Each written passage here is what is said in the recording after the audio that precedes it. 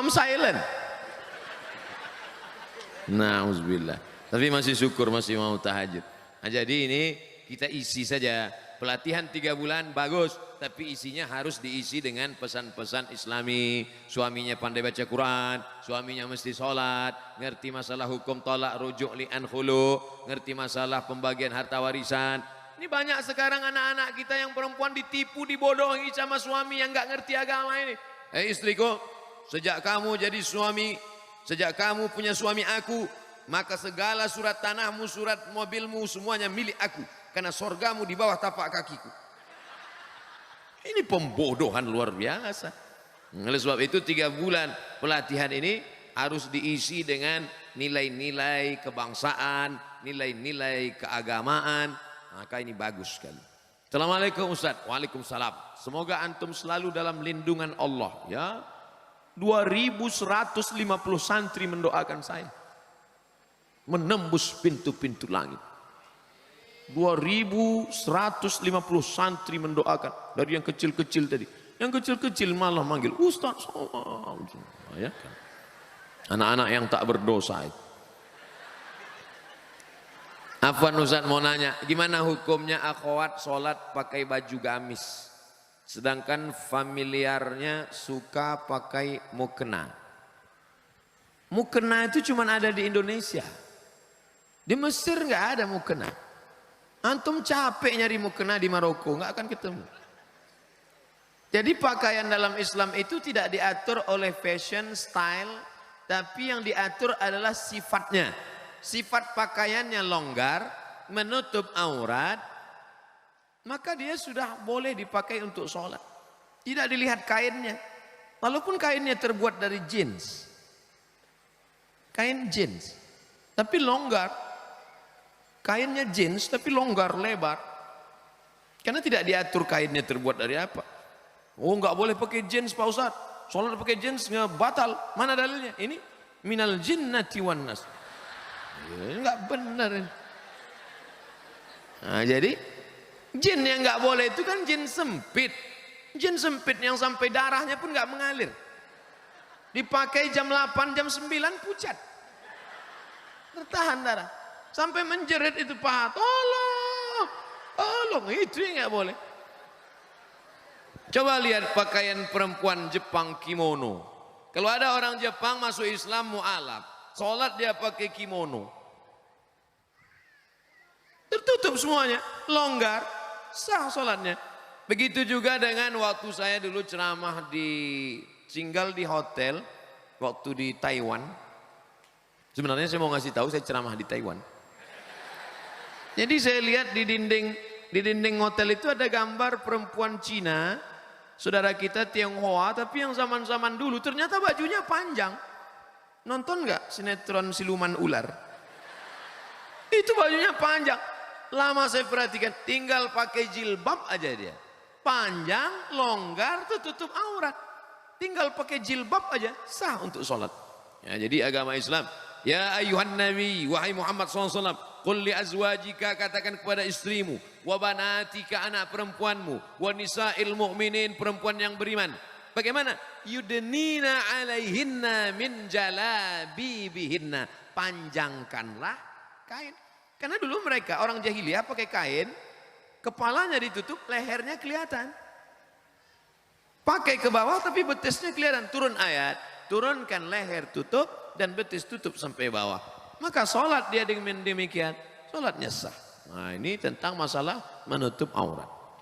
Apa ancaman bagi orang yang mengabaikan hafalan Quran sebagai peringatan bagi para hufaz untuk selalu menjaga hafalannya? Orang yang melupakan bacaan Quran nanti bangkit di padang mahsyar giginya hilang dalam keadaan ompong. Tapi hadisnya dhaif, tidak bisa dijadikan sebagai dalil dalam masalah akidah.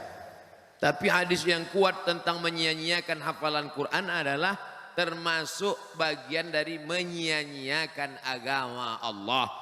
Karena kata Nabi, taraktu fikum amraini, aku tinggalkan pada kamu 2 perkara. Intamasaktum bihima, kalau kamu pegang yang 2 ini lan tadillu abada. Kamu tidak akan sesat untuk selamanya. Kitab Allah Al-Quran wa sunnati.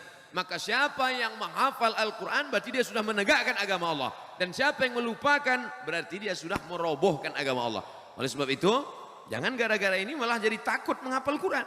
Justru hafal terus dan terus mulazamah, terus istiqamah, ulangi hafalan, jaga hafalan, jaga pandangan mata. Syakautu ila waqi'in, aku melapor kepada Imam Waqi' su'a hifzi tentang hafalanku yang jelek. Fa arsyadani ila tarkil ma'asi. Imam Waqi' memesankan padaku tinggalkan perbuatan maksiat. Li'annal ilma nurun, karena ilmu adalah cahaya. Wa nurullah la yuhda lil 'asi. Tak mungkin Allah memberikan hafalan Quran pada orang yang kepalanya banyak perbuatan maksiat. Oleh sebab itu, ghaddul basar, tundukkan pandangan, jaga kehormatan kemuliaan. Mudah-mudahan Allah menguatkan hati hafalan anak-anakku sekalian. Amin. Ya Allah, amin. Apa pendapat, bagaimana tanggapan Ustadz tentang kaum Freemason? Freemason Yahudi.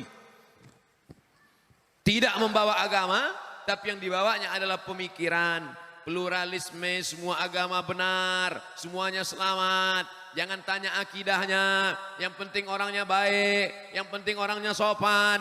Jangan tanya agama, jangan tanya akidah. Dalam Islam justru lain asyrakta, kalau kau syirik la yahbatanna amaluka, semua amalmu tidak bermakna. Wa qadimna ila ma amilu min amalin, semua amal kamu nanti akan didatangkan, ini sedekahmu, ini wakafmu, ini infakmu. Tapi kemudian dijadikan amal itu haba'am mansura, seperti debu yang dihembus angin. Dalam Islam pokok pangkal pertama yang penting adalah akidah. Dalam Islam baik pun orang kalau akidahnya tidak benar. Wa may yabtaghi ghairal islami dina, siapa yang mencari agama selain daripada Islam falai yuqbala minhu, dia tidak akan diterima, wa huwa fil akhirati minal khasirin. Laki-laki kalau mau mencari perempuan yang dilihat agamanya, tungkahul mar'atu li arba', perempuan dinikahi karena 4, 5 liha, karena hartanya, wali hasabiha, karena keturunannya, wali jamaliha. Beautiful. Tapi yang dipandang, coba lihat yang keempat, fazfar bidzatid din, lihatlah agamanya, taribat yadaka, kau akan selamat. Perempuan kalau memandang laki-laki, walinya, bapaknya, kakeknya, abangnya, adiknya, pandang laki-laki apa? 2, idza ja'akum man tardawna dinahu, kalau kau lihat ada laki-laki baik agamanya, wa khuluquhu baik akhlaknya, fazawwijuhu, nikahkan anakmu, adikmu dengan dia. Yang pertama dilihat dari laki-laki agama, yang dilihat dari perempuan agama. Jadi sekarang kalau ada Freemason mengatakan agama nggak penting, yang penting dia orangnya baik, yang penting gajinya besar, yang penting mobilnya mewah. Oh, nggak bisa begitu. Iya kalau mobilnya cash, kalau kredit. Ustadz, jika kita punya utang, wah ini udah cerita utang nih, belum dibayar. Ketika kita ingin membayarnya, kita tidak tahu di mana orangnya berada. Alhamdulillah. Bagaimana cara kita untuk membayar utang tersebut? Cari dia. Gimana nyarinya Pak Ustadz? Google.com. Sekarang dengan adanya teknologi mudah sekali mencari.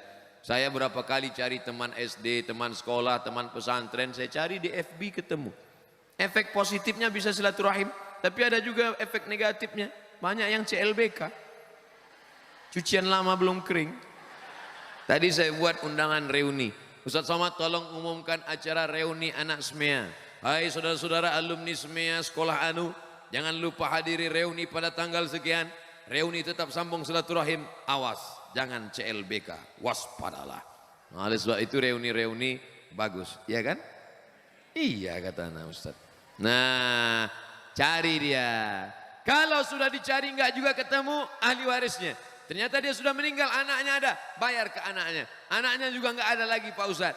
Maka hitung berapa hutangmu dulu. Hitung menurut harga emas tahun 80 1 gram berapa. Kalau 1 gram sekarang 500.000, ikut.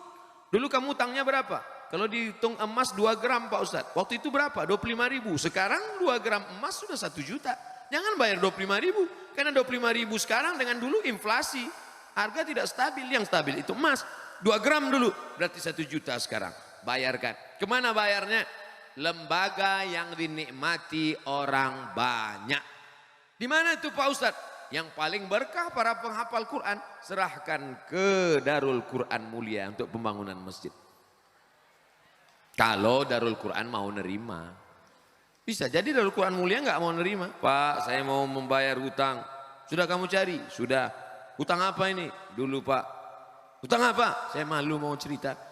Masalah apa? Dulu makan bakwan sering bayar. Kalau cuman bakwan jangan bawa ke Darul Quran. Terlalu kecil, brother. Serahkan ke lembaga yang dinikmati orang banyak. Apa itu? Panti asuhan, pondok pesantren, pembangunan masjid, panti jompo. Bagaimana mengurangi kemaksiatan yang sudah menjadi kebiasaan, bahkan sudah menjadi karakter, sudah menjadi perbuatan kebiasaan. Pepatah kita mengatakan Allah bisa karena biasa, terbiasa.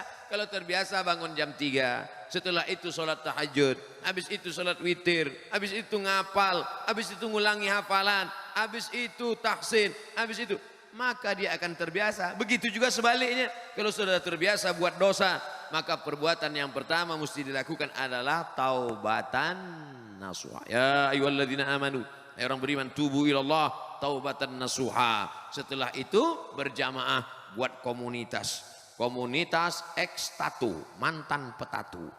Komunitas jombloan fisabilillah. Komunitas biker subuhan. Komunitas banyak, buat komunitas. Karena serigala akan menerkam kambing yang melepaskan diri dari jamaah. Alaikum bil jamaah, iyyakum wal furqah. Setelah itu sering-sering lihat orang sakit, sering lihat orang mati, melihat liang kubur. Kalau perlu liang lahat itu dipoto, dijadikan wallpaper. Jadi supaya ingat terus.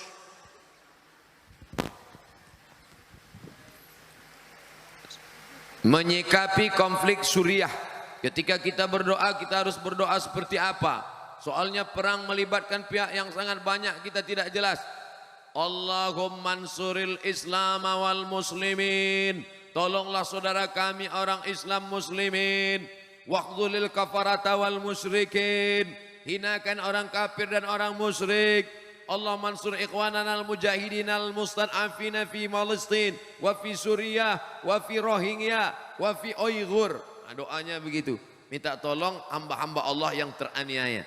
Dan jangan sangka Allah itu robot. Nah, ini perlu akidahnya benar. Masa iya Allah tak bisa membedakan mana hak, mana batil, mana orang betul, mana orang batil.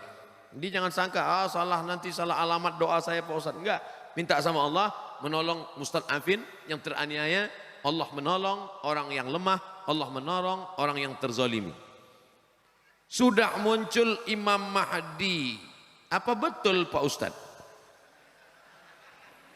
Ketika Habib Umar bin Hafiz datang 2 tahun yang lalu, kebetulan saya ikut dialog, diminta sebagai pembawa acara. Ada yang nanya, Habib Umar, ya Imam Mahdi udah lahir apa belum? Kata Habib Umar, ente nggak perlu cari-cari kampungnya di mana, dia udah lahir apa belum, di rumah sakit mana, tahun berapa. Yang perlu dipersiapkan adalah iman dan amal soleh supaya bisa membedakan mana yang asli, mana yang palsu. Man qara'a surat Al-Kahfi, siapa yang baca surat Al-Kahfi yaumal Jumu'ah, hari Jumat, sore Jumat, petang Jumat, malam Jumat, adha'alahu min nur, Allah berikan dia cahaya ma bainal jumu'ataini. Siapa yang menghafal awal 10 surat Al-Kahfi di Darul Quran mulia, mereka bukan menghafal awal Al-Kahfi, ujung Al-Kahfi, bukan cuma malam Jumat, tiap hari mereka membaca. Maka andai datang nanti mengaku-ngaku Imam Mahdi, datang nanti Dajjal, maka yang paling bisa membedakan insya Allah anak-anakku dari Darul Quran mulia. Amin. Kenapa mereka bisa membedakan? Karena mereka diberikan cahaya oleh Allah. Man lam yaj'alillahu lahu nuran fama lahu min nur. Siapa yang tidak diberikan cahaya maka tak mungkin dia bisa membedakan. Makanya di antara doa Nabi, Allahumma ja'al fi qalbi nura wa fi sam'i nura wa fi basari nura wa an yamini nura wa min yasari nura min amami nura min khalfi nura min fawqi nura min tahti nura. Kenapa minta cahaya? Supaya bisa membedakan mana Al-Masih asli, mana Al-Masih Dajjal, mana Imam Mahdi, mana Imam Mahadi. Banyak sekarang ngaku-ngaku Imam Mahdi, macam-macam bentuknya.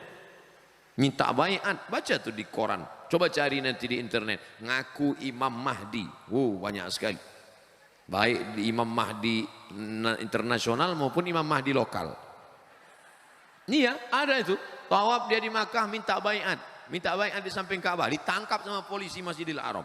Masa iya Imam Mahdi bisa ditangkap? Tentang Al-Quran dan musik, saya pernah baca tulisan semakin banyak musik, semakin banyak lagu musik yang kita hafal, semakin banyak hafalan Quran kita yang hilang. Apa betul itu Pak Ustadz? Musik yang melalaikan, Wa minan nasi man yashri lahwal hadis. Ada sebagian manusia membeli lahwal hadis. Lahwal hadis yang dimaksud itu kata Imam Mujahid.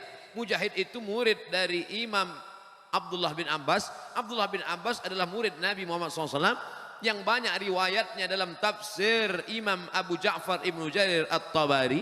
Murid Ibnu Abbas itu Mujahid, Ad-Dhahhak, Ikrimah, paling banyak riwayat. Karena doa Nabi untuk Abdullah bin Abbas, Allahumma faqihhu fid din wa 'allimhu ta'wil. Makanya disusunlah tafsir Tanwirul Miqbas, kumpulan tafsir Abdullah ibn Abbas. Abdullah bin Abbas radhiyallahu anhuma. Nah, apakah musik bisa melalaikan hati dalam Al-Quran? Dari Al-Quran? Ya. Karena kalau orang hafal lagu, itu pasti terngiang-ngiang dia. Saat mau tidur malam, ayatnya kalah. Yang diingat itu musik pas mau tidur malam.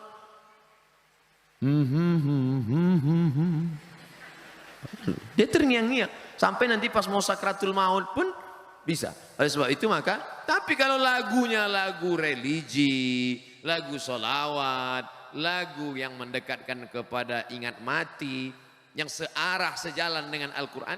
Karena Al-Quran itu sendiri pun dibaca dengan lagu. Laisa minna man lam yataghanna bil Quran. Siapa yang baca Quran lurus-lurus saja, tidak ada lagunya, bukan golongan kami kata Nabi. Makanya para ulama membolehkan memasukkan bayati, soba, sika, nahawan, jaharka, ras. Itu tadi qori kita. Itu kan pakai lagu itu. A'udzubillahi minasyaitonir rajim. Bismillahirrahmanirrahim. Itu pakai lagu. Gimana baca Quran enggak pakai lagu? Alhamdulillahirabbil alamin. Pakai lagu. Yang enggak boleh itu lagu yang mengajak pada perbuatan maksiat, selimut tetangga, cinta satu malam. Apa ini lagu? Mengajak pada perbuatan zina. Tapi kalau lagunya ingat mati, lagunya mengingatkan kepada Rasul, lagunya pula Al-Quran. Allahumma rahamna bil Quran. Itu ada lagunya. Azan aja pakai lagu. Azan itu pakai lagu. Allahu Akbar, Allahu